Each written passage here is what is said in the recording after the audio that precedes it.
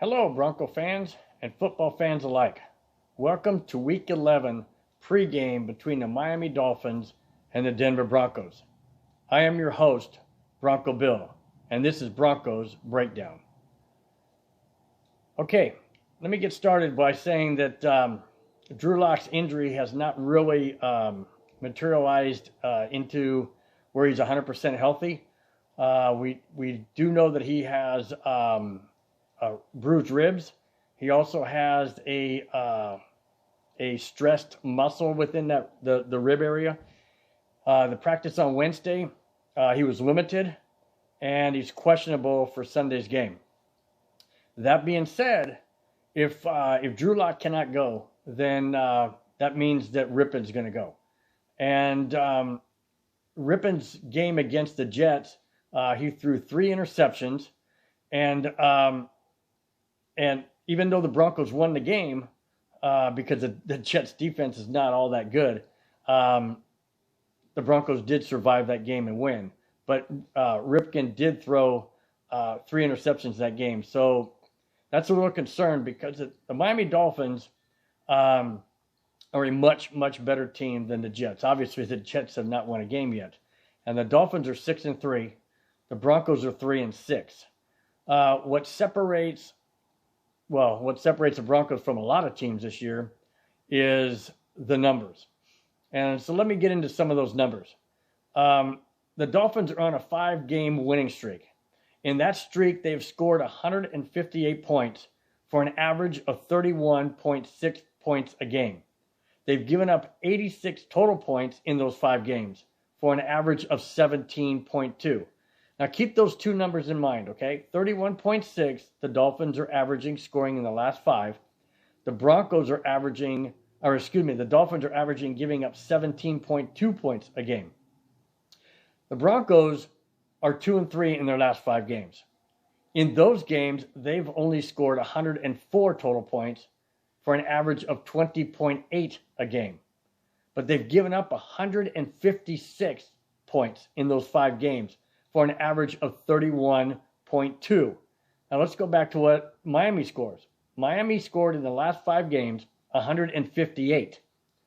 Denver in the last 5 games has given up 156. Dolphins are averaging 31.6. The Broncos are averaging 31.2 in giving up. So those numbers do not bode well for the Broncos, obviously. Here's other numbers to be concerned about.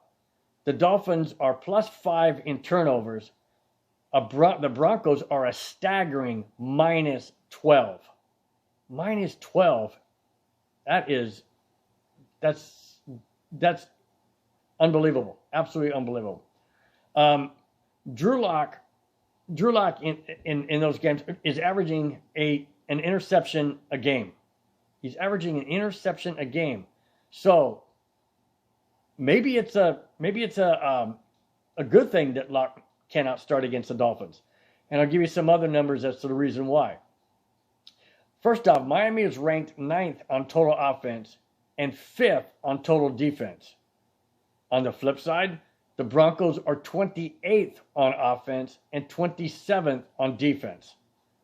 So those numbers obviously do not bode well for a Bronco victory.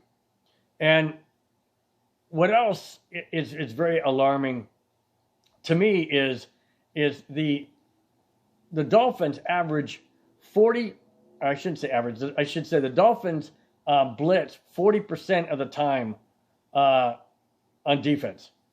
Now, Drew Lock, should he play, and I'm going to bring in Lock's name along with Ripken because we're not sure if Lock's going to start. But if Lock does start, he is susceptible and very vulnerable to a blitz. And that's because he cannot read the defenses.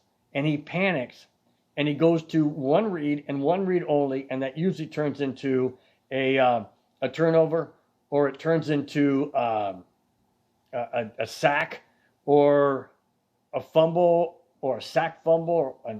It doesn't go well, put it that way.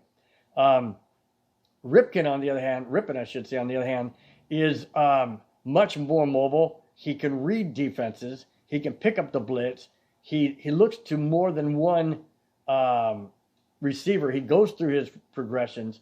So if the Broncos' offensive line can slow down the Dolphins' pass rush, and especially the blitzes, Ripken is a much, much better option at quarterback against the Dolphins than Drew Lock is. The problem that I see is Fangio does not want to bench Lock.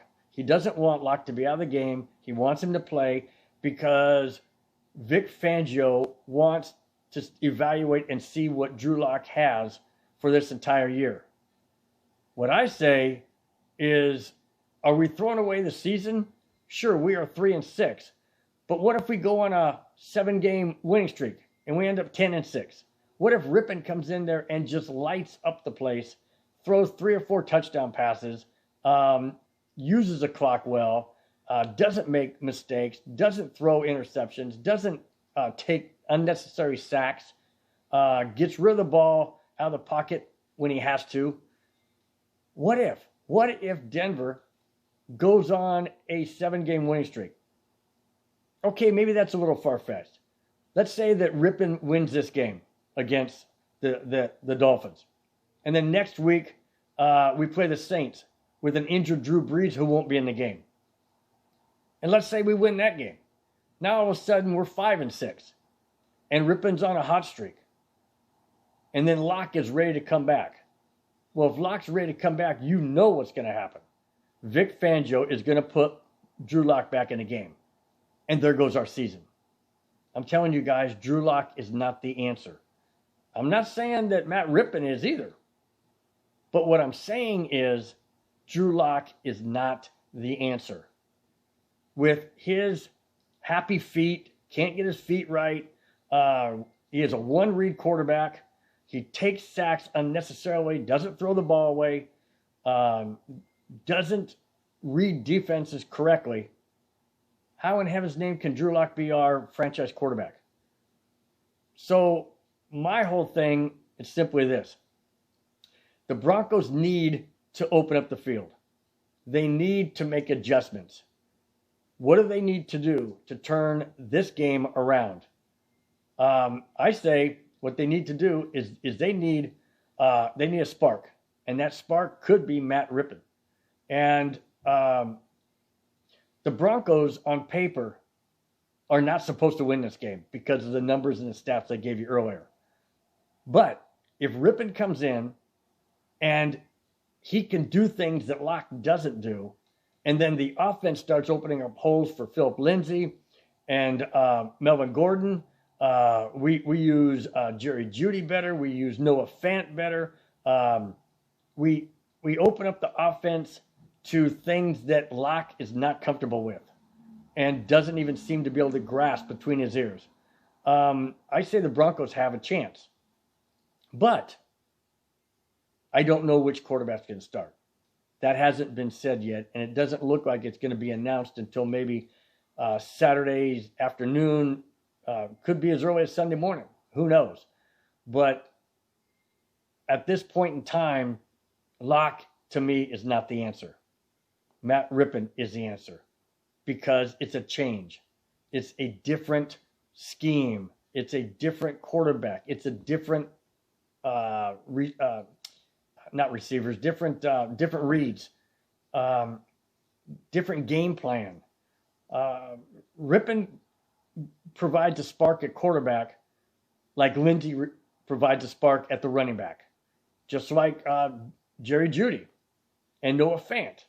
So what I'm trying to say, guys, is simply this. Do the Broncos have a chance to win this game? Absolutely. On any given Sunday, any team can win. Well, unless you're the Jets. But that aside, any given Sunday, any team can win. Now, do I think that's going to happen? No. And the reason why I don't think it's going to happen, because I got a funny feeling that Drew Lock is going to be quarterback. Now, I'm going to give you two final comments. Well, one final comment, two final scores. First final comment is involving Drew Lock. So my final comment is this. the Broncos need to change things up, like I mentioned earlier. They need to involve Fant, Lindsey, Jerry Jeudy, Melvin Gordon. They need to use slants. They need to use screenplays. They need to use draws. They need to do things that isn't comfortable if Locke's at quarterback. But if Locke is at quarterback, the Broncos are in trouble because the Dolphins blitz 40% of the time on defense. And they will blitz the heck out of the Broncos if Drew Lock is a quarterback. So my final score, if Locke is a quarterback, will be Dolphins 28, Broncos 17. Now, on the flip side, if Matt Rippon is a quarterback and we utilize Noah Fant, Philip Lindsay, Melvin Gordon, Jerry Jeudy, all of those with the scenarios I said, screen passes, draw plays, slants, fade routes, curl ins, multiple receivers, multiple two backs in the backfield with Matt Rippon quarterback. Now I say if the Dolphins want to blitz 40% of the time, Rippon will be able to read it and he will be able to adjust. And I guarantee it won't be as catastrophic as if Drew Lock was quarterback. So my final score, if Rippon is quarterback, will be the Broncos 24, Dolphins 21. That's it, guys. That's what I think. Please comment and let me know what you guys think. And thank you for subscribing. And if those of you haven't subscribed, please subscribe. I really appreciate it. Thank you very much. And I'll talk to you on Monday after the game. Have a great football weekend. Bye-bye.